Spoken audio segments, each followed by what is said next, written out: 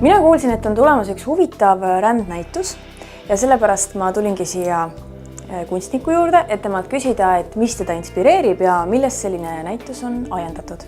Kavas on korraldada rändnäitus Eesti kuld, mis avatakse Kultuurikatlas augusti keskpaiku.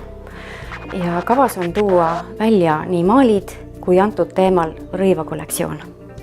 Ja disaineriks on minu tütar Eva Pajus. Kuna näitusele minevad maalid ja rõivad pole müügiks, on meie projektile vaja hoogu anda. Teil on võimalus meiega liituda.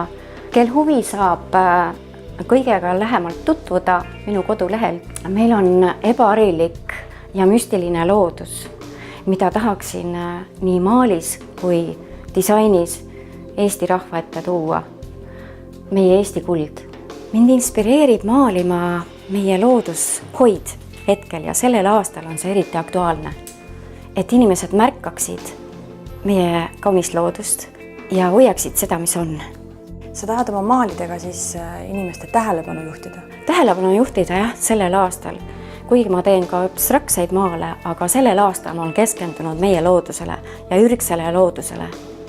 Ja teen tegelikult erinevatel teemadel maale, nii abstraktsest kuni looduseni välja.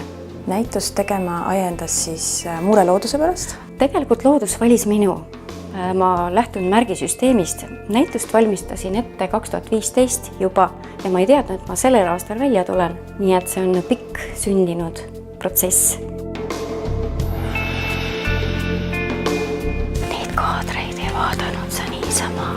Need looduskaunid hetked jäävad sinu alateadvusse ja saadavad sind, kuni sa mäletad Eesti kuld.